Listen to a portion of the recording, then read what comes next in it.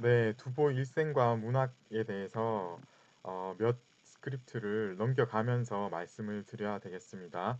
두보는 한마디로 말해서 200 두보 할 때 그 두보잖아요. 그죠? 그런데 실제로는 200은 약간 어떤 느낌인가 하면은 사람이 아니다 이런 느낌이고, 두보는 사람인데 정말 뛰어나다 이런 느낌이라서, 특히 이제 학자들은 두보를 선호하는 경향이 있습니다.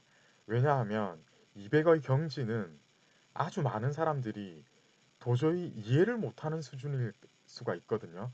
반면에 두보의 시작은 어, 단계적으로 접근했을 때 뭔가 손에 잡히는 이런 느낌을 주게 되어 있습니다. 한마디로 말해서 200의 시는 아무리 공부를 해도 도저히 따라잡을 수 없는 어떤 경지가 있는 반면에, 두보의 경우에는 공부를 하면 할수록 이 사람의 시가 보이게 되어 있거든요.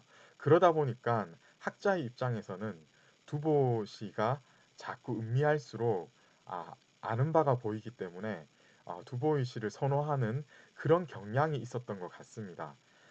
그렇기 때문에 음, 두보에 대해서 예전부터 축적된 어떤 연구의 성과가 계속 쌓이고 쌓여서 이 사람의 그 연구 성과, 이 사람에 대한 연구 성과는 꼭 한번 짚어 보고 넘어가야 되는데, 특히 이제 그의 시의 창작 경향과 일생의 흘러가는 어떤 흐름이 어떻게 연관되어지는지, 이게 이제 몹시 흥미로운 분야이기 때문에 저희도 두보의 일생에 대해서 조금 자세히 어, 짚어보고, 그러고 이제 그의 작품에 대해서, 사실 두보의 작품은 우리가 벌써 꽤 했습니다. 예를 들어서 추탄 같은 대표작, 그리고 어떤 작품이 또 있습니까?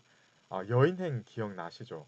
예, 이런 것들 꽤 했는데, 그래도 아직 이제 예를 들어 오늘 해야 되는 곡강이란 작품, 그리고 반조 이런 작품들 굉장히 뛰어나고 유명하기도 하고, 예, 그런 작품들이 두보의 일생과는 어떠한 연관이 있었는지, 예, 특히 이제 꼭 곡강 같은 거는 특정한 어떤 시기하고 짓는 게 그렇게 큰 의미는 있지 않는 것 같아요. 그런데 반조 같은 경우에는 특히 이제 두보의 말년과 뗄래야 뗄 수 없는 관계이기 때문에 그런 것들을 염두에 두시고 공부를 하셔야 될 것 같습니다. 우선 두보 보시면은 이 사람은 호북성 양양현 출신으로, 여러분 기억나시는지 모르겠는데 예, 이 사람의 할아버지가 누구예요? 두시먼입니다. 예.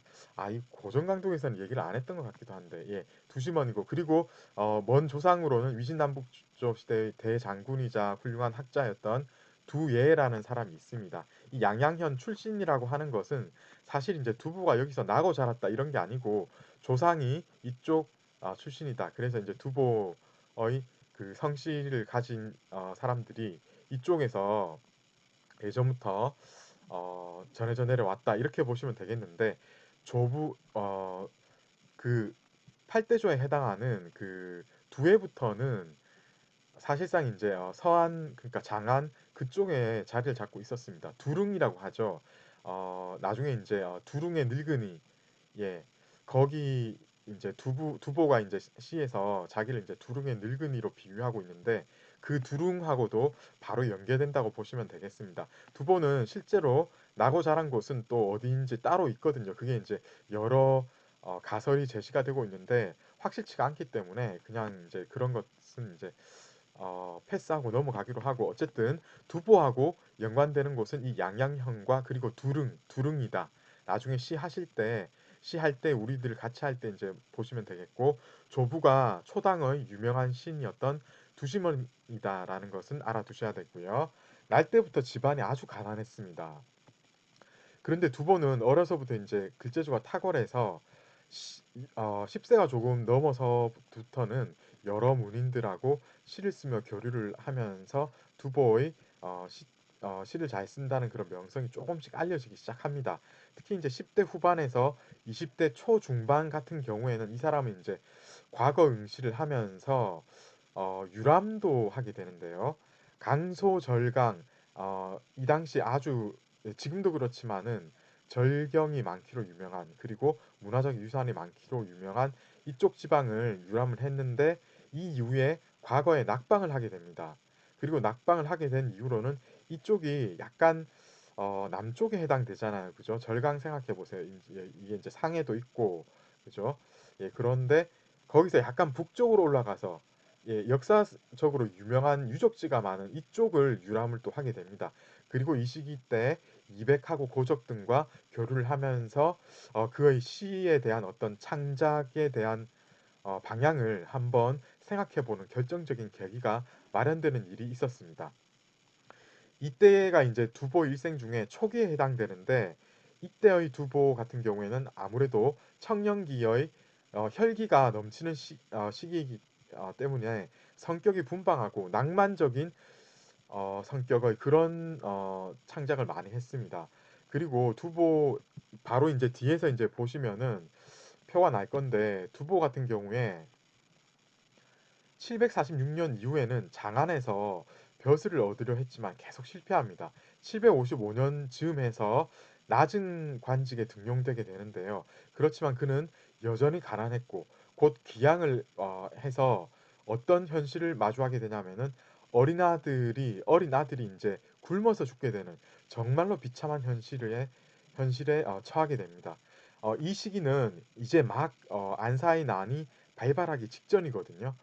그런데 이런 개인적인 고난에 더불어서 지금 이때 보면은 이제 이 안사의 난 발발 직전이기 때문에 어, 양귀비하고 양귀비 일가의 어떤 그 사치와 그 권세를 부림이 극에 달한 시기였습니다. 이러다 보니까 여러 가지 사회적인 모순이 눈에 띄게 이제 드러나기 마련이었고요.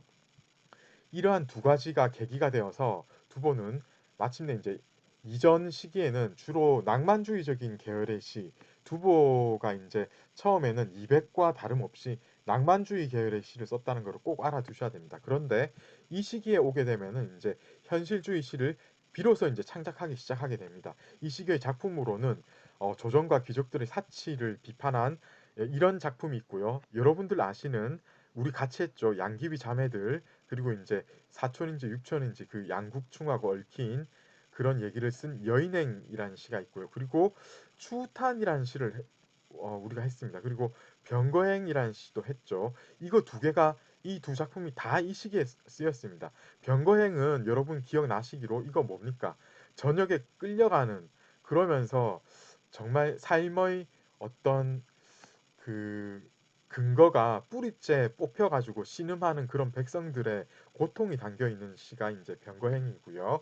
그리고 추탄 여러분 기억하시기로 우리 이 추탄 몇 수 중에서 우리 첫 번째 시를 했거든요. 그런데 여러분 기억에 추탄은 어떤 시였습니까? 어떤 인생에 있어서 여의치가 않아가지고 조금 자기의 삶에 대해서 실망하게 되고 그런 와중에 이제 개인적인 불운 그리고 어, 나이는 들어가고 예, 그런 것을 다룬 시로 우리는 읽었잖아요. 그런데 실제로 이 추타는 전체적으로는 이제 작품을 쓰게 된 배경은 이 755년 이전에 아주 오랫동안 비가 많이 와서 농사가 이제 그러면은 실패하기 마련이잖아요. 그런 상황에서 이제 이 두부가 이제 깨달은 바가 있어서 쓴 시가 추탄이라고 하거든요. 그래서 이제 둘째 수, 셋째 수 넘어가면서 보면 실제로 이제 농촌의 고통스러운 생활이 정말 눈에 보이듯이 이렇게 생생하게 묘사가 되어 있는 부분이 있습니다. 그렇기 때문에 이제 이게 이제 농촌의 고통스러운 생활에다가 이제 자기의 어떤 작가의 그런 고통스러움을 같이 투사해가지고 쓴 시다 이렇게 보면 되겠습니다. 자 이렇게 해서 청장년 시기의 두보의 어떤 삶과 그의 문학이 어떻게 펼쳐졌는지에 대해서 조금 얘기를 했고요. 그 다음에 이제 마침내 755년 12월 달에 알록산의 난이 일어납니다. 이때 두보는 피난을 가다가 반란군에 잡혀서 다시 장안으로 압송되는 일이 있었습니다. 그런데 그 이듬해에 다시 몰래 도망을 가서 숙종하고 같이 이제 의기투합하게 되는 계기가 있게 됩니다. 이때 관직에 등용이 되는데 그렇지만 지금 이제 이때쯤 되면 두보가 나이가 들었거든요. 그럼에도 불구하고 그는 여전히 피 끓는 그런 그 뭐 굽히는 남한테 굽히는 그런 성격이 결코 아니었습니다. 그래서 이제 친구를 옹호하다가 황제의 노여움을 사서 부주로 낙향하게 됩니다.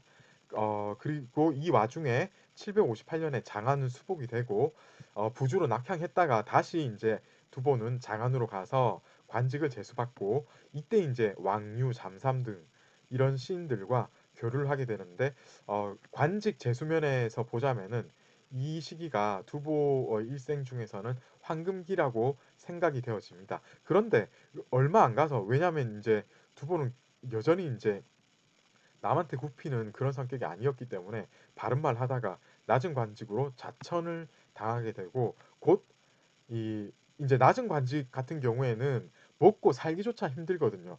일만 많고 돈은 없다. 이렇게 보시면 됩니다. 그러다 보니까 이제 관직을 버리고 이런 곳으로 이주를 해서 생활을 하게 됩니다. 이 시기의 작품은 그나마 이제 높은 관직도 조금 하다가 이윽고는 금방 이제 이내 곧 이제 자천당하게 되고 이러다 보니까 그는 이제 현실주의 작품이 심화될 수밖에 없는데요. 피난의 경험 그리고 좌천의 경험 이런 것들 때문에 그는 굉장히 현실주의 작품을 어, 다양한 형태의 현실주의 작품을 많이 발표를 합니다. 반란군에 억류된 시기에는 애왕손, 애강두, 춘망 이런 작품을 썼고요.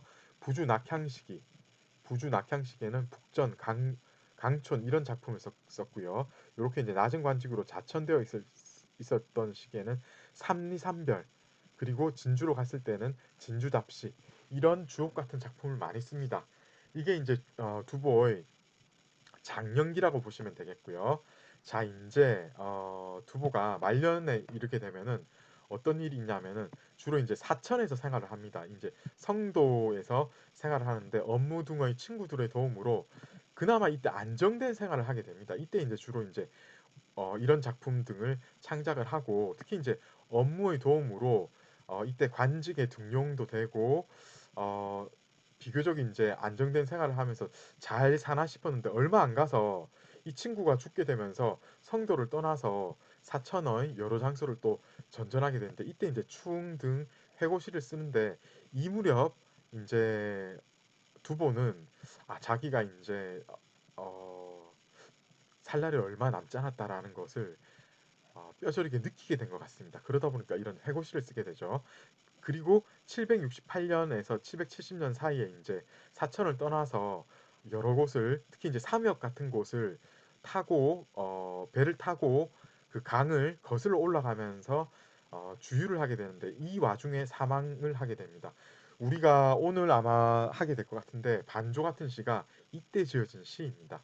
이때 보면은 이제 두보 같은 경우에는 거의 죽음을 절감하고 이렇게 올라가는 이유가 있습니다. 남쪽 땅은 자기하고는 맞지 않다라고 생각을 했고 죽음은 죽는 곳은 북쪽 땅을 가서 죽어야 되겠다. 그런 생각으로 지금 북쪽으로 올라가는 와중에 사망에 이르게 된다. 이렇게 보시면 되겠습니다. 자 이제 두보의 작품 본격적으로 읽기를 다음 클립부터 하도록 하겠습니다.